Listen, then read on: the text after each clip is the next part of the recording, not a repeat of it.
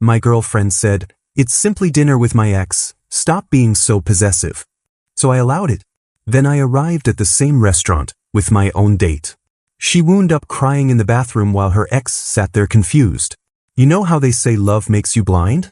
Well, I was practically walking around with a blindfold on for 6 months straight. Jake here, 32, spent the last 8 years building other people's dreams as a construction project manager in Charlotte, making decent money at $85,000 a year, and I genuinely believed I'd struck gold with Brittany. This woman had me convinced she was my perfect match from day one, 29 years old, working real estate with this magnetic personality that could sell ice to penguins, always buzzing with excitement about her next big deal or networking opportunity. The woman could talk her way into anything, which I found attractive at first, but looking back, maybe that should have been my first red flag. See, Brittany had this ex-boyfriend Tyler who she claimed was just part of her professional network now, some commercial property broker she dated for 3 years before they broke up about 8 months ago. According to her, their breakup was mutual, no hard feelings, just two professionals who realized they were better as business partners than romantic ones. "Tyler and I understand the Charlotte real estate market better than anyone," she'd say whenever his name came up, which was practically every day. Her phone would buzz with texts from him about property deals, market trends, upcoming networking events at the fancy hotels uptown. She'd take these long calls with him, sometimes lasting an hour or more, supposedly discussing commercial listings and client referrals. I'd be sitting there watching Netflix while she paced around my apartment, voice animated as she talked about square footage and zoning regulations with her ex-boyfriend. At first, I tried to be the understanding guy, the secure boyfriend who doesn't get jealous over professional relationships. I mean, Charlotte's real estate scene is pretty tight-knit, especially in the commercial sector, so it made sense that agents and brokers would need to maintain connections. But something about their dynamic felt off to me, like there was this undercurrent of familiarity that went way beyond just business. The way she'd laugh at his jokes during their calls, how she'd immediately check her phone whenever it buzzed, thinking it might be Tyler with some urgent market update. When I finally brought up my concerns, trying to approach it diplomatically, Brittany completely flipped the script on me. "Jake, you're being incredibly controlling right now," she said, crossing her arms and giving me this look like I was some insecure child. "Tyler is one of the most connected commercial brokers in Charlotte. Do you have any idea how important these professional relationships are for my career? I can't just cut off valuable industry connections because my boyfriend feels threatened." The word threatened hit me like a punch to the gut because maybe that's exactly what I was feeling, but hearing it out loud made me question whether I was being reasonable or just jealous. She had this way of making me feel like the problem, like my discomfort with their boundaryless relationship was somehow a character flaw I needed to work on. "I'm not asking you to cut off professional connections," I tried to explain, but the constant texting, the long personal conversations, showing up to every networking event he'll be at, it just feels like more than business to me. But Brittany had an answer for everything. She'd pull up her phone and show me their text threads, pointing out how they discussed property listings and market conditions. "See? This is all professional, Jake. This is how the real estate industry works. If you can't handle dating someone with serious career ambitions and professional networks, maybe you should date someone in construction instead." That stung because she knew I respected her ambition, had always supported her career goals, but she was twisting my legitimate concerns into some kind of professional sabotage. The final straw came on a Monday evening when she announced, almost casually while we were making dinner, that she had plans to meet Tyler for dinner on Wednesday at some new uptown restaurant I'd been wanting to try. "It's this amazing opportunity," she explained, chopping vegetables with more enthusiasm than the conversation warranted. "Tyler heard about this commercial property development that might need residential real estate partnerships, and he wants to discuss how we could collaborate on it. This could be huge for both our careers." I set down my knife and looked at her. "A dinner meeting? Just the two of you? At a romantic restaurant uptown?" She immediately went defensive. "It's not romantic, Jake, it's business. God, do you hear yourself right now? You're making it sound like I'm planning some secret affair when I'm literally trying to advance my career through legitimate professional networking." I suggested maybe I could join them, even offered to pick up the check, said I'd love to learn more about the commercial side of real estate. But Brittany shut that down fast. "This is industry-specific stuff, Jake. You wouldn't understand the terminology, the market dynamics, the client relationships we'd be discussing. It would just be awkward for everyone involved. The way she said it made me feel like some outsider who couldn't possibly comprehend the sophisticated world of Charlotte real estate, like I was too simple-minded to grasp whatever complex business strategies she and Tyler needed to discuss over wine and candlelight. That night, lying in bed next to her, I stared at the ceiling wondering when exactly I'd become the villain in my own relationship, when expressing normal concerns about boundaries had somehow transformed me into this controlling, insecure guy who was holding back his girlfriend's professional success. That's when I decided I wasn't going to spend Wednesday night sitting at home like some pathetic puppy waiting for his owner to come back from her business meeting. Tuesday morning hit me with this wave of clarity that I hadn't felt in months, and I found myself scrolling through my contacts until I landed on Madison's name. Madison was 28, worked as an accounting consultant, and we'd had this thing about a year ago that never quite developed into anything serious because, honestly, the timing wasn't right for either of us. She was focused on building her client base, I was dealing with some family stuff, but we'd always maintained this easy friendship where we could grab coffee or dinner without any weird tension. So I called her up, and when she answered with that familiar warm laugh, I felt something I hadn't experienced in weeks, genuine excitement about spending time with someone. "Madison, hey, it's Jake," I said, suddenly realizing I hadn't thought through what I was going to say. "I know this is random, but would you be interested in checking out that new place uptown tomorrow night? I've been meaning to try it, and I could use some good company." She didn't hesitate for a second. "Are you kidding? I've been dying to go there ever since it opened. My coworker said their seafood is incredible." We set it up for 7:30, and for the first time in months, I was looking forward to a dinner that didn't involve walking on eggshells or defending my basic relationship concerns. Wednesday morning arrived, and I woke up to the sound of Brittany's alarm going off at 6:30, which was weird because she usually rolled out of bed around 8 on weekdays. I watched through half-closed eyes as she practically bounced toward the bathroom, more energetic than I'd seen her in weeks. "Big day today?" I mumbled, still trying to process why she was acting like Christmas morning. "Just want to look professional for tonight's meeting," she replied, but there was this undertone in her voice that didn't match the casual words. I heard the shower run for twice as long as usual, followed by the unmistakable sounds of extensive beauty preparation echoing from the bathroom. Hair dryer running, makeup containers clinking, the works. By the time she emerged, I was fully awake and making coffee, watching as she laid out her outfit with the precision of someone preparing for a job interview. She'd chosen this professional blazer that looked expensive, paired with what I could only describe as a strategically low-cut top underneath. "That's quite the business outfit," I commented, trying to keep my voice neutral. "I want to make a good impression," she said, spraying on this perfume I'd never smelled before, something more intense and alluring than her usual scent. "Tyler mentioned this could lead to some serious commercial partnerships, so I need to look the part." I watched her spend the next hour doing her hair and makeup with the kind of attention to detail I'd only seen her use for weddings or special occasions. This wasn't the quick 15-minute routine she did for her regular client meetings. This was a full production. Every curl was perfectly placed, every stroke of mascara applied with surgical precision. She kept checking herself in the mirror from different angles, adjusting her blazer to show just the right amount of that low-cut top, and I started to feel this knot forming in my stomach that had nothing to do with the coffee I was drinking. "You're really going all out for a business dinner," I said, watching her apply a third coat of lipstick. "Jake, please don't start," she replied without looking away from the mirror. "I told you, this is important for my career. I need to look professional and polished when I'm meeting with one of Charlotte's top commercial brokers." But there was something about the way she said "professional" while adjusting her neckline that made the word feel like a lie. I'd seen Brittany prepare for actual business meetings before, and this wasn't it.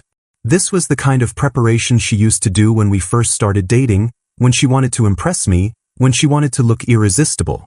As I watched her perfect her appearance for Tyler, I realized I hadn't seen her put this much effort into looking good for me in months. When I mentioned I had dinner plans too, just casually while she was packing her purse, her reaction was immediate and telling. "Oh, with who?" she asked, suddenly very interested in my evening plans despite having shown zero curiosity about my schedule for weeks. "Madison," I said simply, watching her face change. "You remember Madison, right? We're going to try that new place uptown." The color drained from her face so fast I thought she might actually pass out. "Madison?" As in Madison from accounting? The one you used to? She didn't finish the sentence, but we both knew what she was thinking. Yeah, that Madison, I confirmed. We're just catching up, trying some good food. Should be fun. Brittany stood there frozen for a moment, still holding her lipstick, and I could practically see the wheels turning in her head as she processed this information. For someone who'd spent months telling me that dinner with an ex was perfectly normal professional behavior, she looked remarkably uncomfortable with the idea of me doing the exact same thing. Walking into that uptown restaurant with Madison felt like stepping into a completely different world, one where I could actually breathe and enjoy someone's company without constantly analyzing every word or gesture.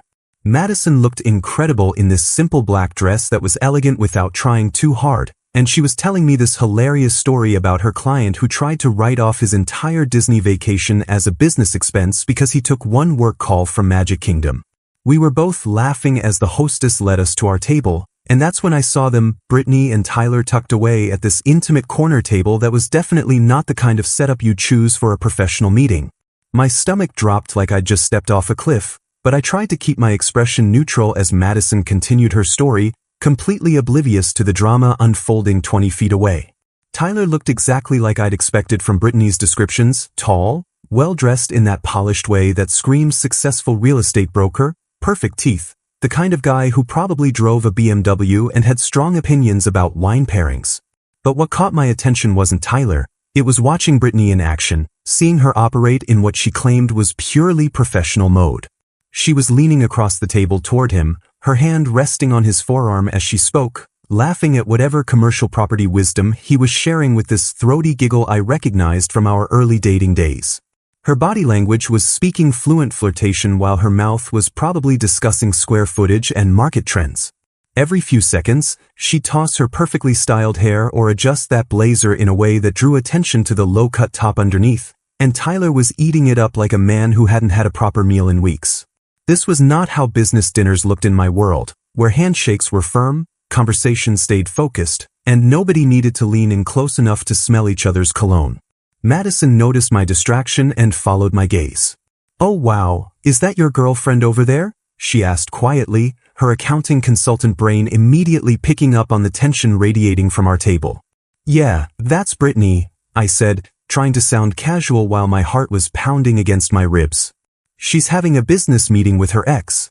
Madison raised an eyebrow but didn't say anything, which I appreciated because I was already feeling like enough of an idiot without having someone else point out how obvious this whole situation was. That's when Brittany looked up from whatever fascinating commercial property discussion she was having and made direct eye contact with me across the restaurant. Her face went through about 5 different emotions in the span of 2 seconds: surprise, panic, guilt, anger, and then this forced smile that looked like it was physically painful to maintain. I watched her say something quick to Tyler, who glanced over at our table with mild confusion, clearly wondering why his dinner companion had suddenly become distracted from their important business conversation. My phone buzzed almost immediately. "What are you doing here?" followed by, "This is so awkward," and then, "Can you please just leave?" I showed Madison the texts, and she shook her head with this knowing look. "Wow, she's really committed to this professional meeting story, isn't she?" I typed back, "Enjoying dinner with Madison. Don't mind us." The next text came faster. "Jake, this is really important for my career, you're making this weird." I could see Brittany trying to refocus on Tyler, but she kept glancing over at our table every few minutes, her professional composure clearly cracking under the pressure of being watched. Tyler was starting to notice her distraction, checking his watch and looking increasingly uncomfortable as Brittany's attention kept drifting away from whatever commercial property goldmine they were supposed to be discussing. "I need to use the restroom," Brittany announced loud enough for me to hear from across the restaurant, standing up so abruptly she nearly knocked over her wine glass. I watched her walk toward the back of the restaurant, her confident stride replaced by something that looked more like a retreat. She was gone for almost 15 minutes, and when she returned, her eyes were noticeably red despite obvious attempts to fix her makeup. Tyler looked genuinely concerned when she sat back down, reaching across the table to touch her hand in what appeared to be a gesture of professional support. "Are you all right?" I heard him ask as she settled back into her chair. "Just work stress," she replied, but her voice carried this shaky quality that made the excuse sound hollow even from 20 feet away. Tyler wasn't buying it either, and I could see him glancing between Brittany and our table, finally putting the pieces together that maybe this business dinner had some personal complications he hadn't signed up for. The rest of their meal was painful to watch, like a train wreck happening in slow motion. Brittany kept trying to steer the conversation back to commercial properties and networking opportunities, but Tyler's enthusiasm had clearly evaporated. He was checking his phone, looking around the restaurant, exhibiting all the classic signs of someone who wanted to be anywhere else. When they finally asked for the check, Tyler's body language had shifted from interested business partner to polite acquaintance, counting the minutes until escape. As they gathered their things to leave, Brittany made one last desperate attempt to salvage the evening. "Tyler, I really think this partnership could be amazing for both of us," she said, her voice carrying this edge of desperation that made me feel almost sorry for her. Tyler nodded politely, but his response was pure professional courtesy with zero genuine enthusiasm. "I'll give you a call next week, Brittany. We can discuss it further." But even from across the restaurant, I could tell that call was never going to happen. Thursday morning arrived like a reckoning I'd been avoiding for months, and I woke up knowing this conversation was going to change everything between us. Brittany was already up, sitting at my kitchen table with her coffee, staring at her phone with this defeated expression that told me last night's business meeting hadn't gone according to plan. The silence stretched between us for what felt like hours before I finally broke it. "So, how did your professional dinner go?"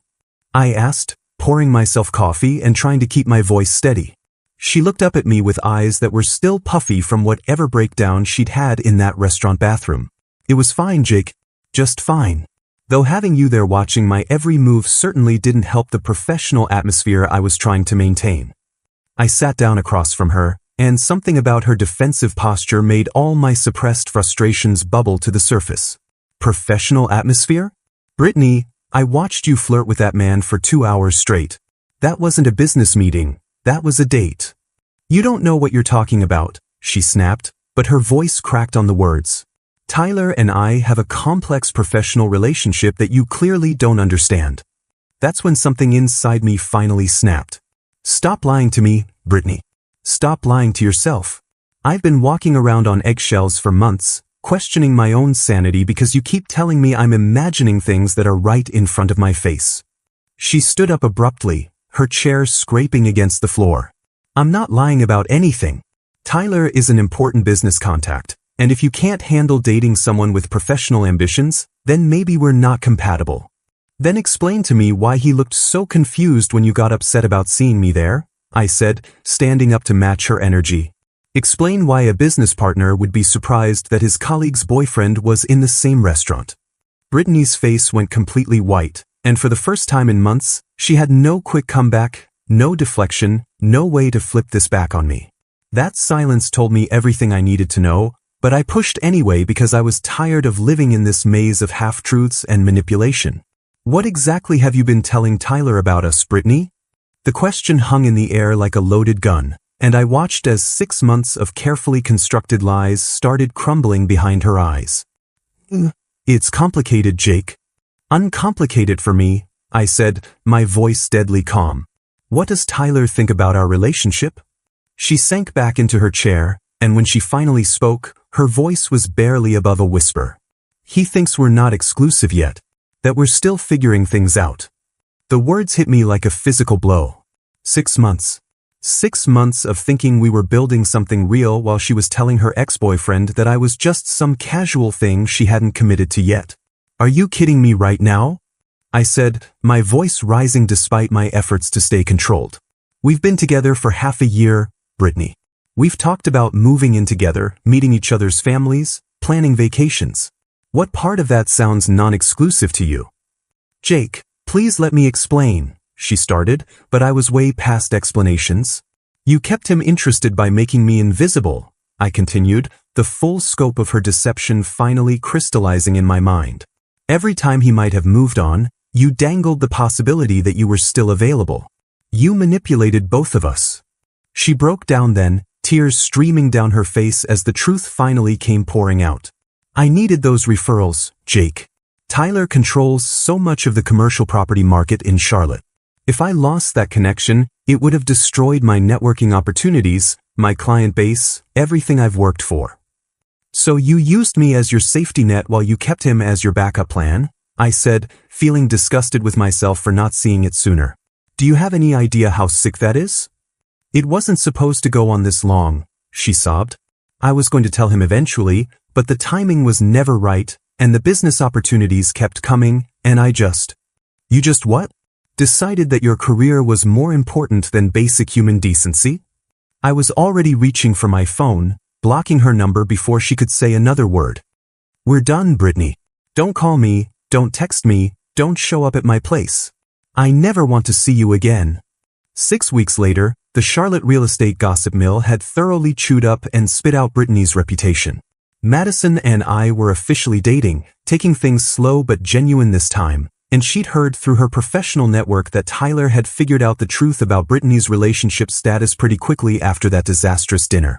Apparently, he felt so manipulated and used that he not only stopped referring clients to her but also shared the story with several other brokers in their network.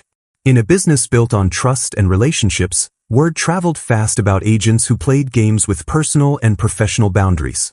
Brittany's carefully cultivated networking connections started drying up as people realized she'd been operating with questionable ethics. Her attempts to reach out through mutual friends fell flat because everyone could see the manipulation for what it was once they knew the full story. Madison and I ran into her at a coffee shop downtown about 2 months later, and she looked like a completely different person, smaller, defeated, alone. She tried to wave, maybe hoping for some kind of reconciliation conversation, but I just nodded politely and kept walking. Some bridges burn themselves, and this was one fire I had no interest in putting out.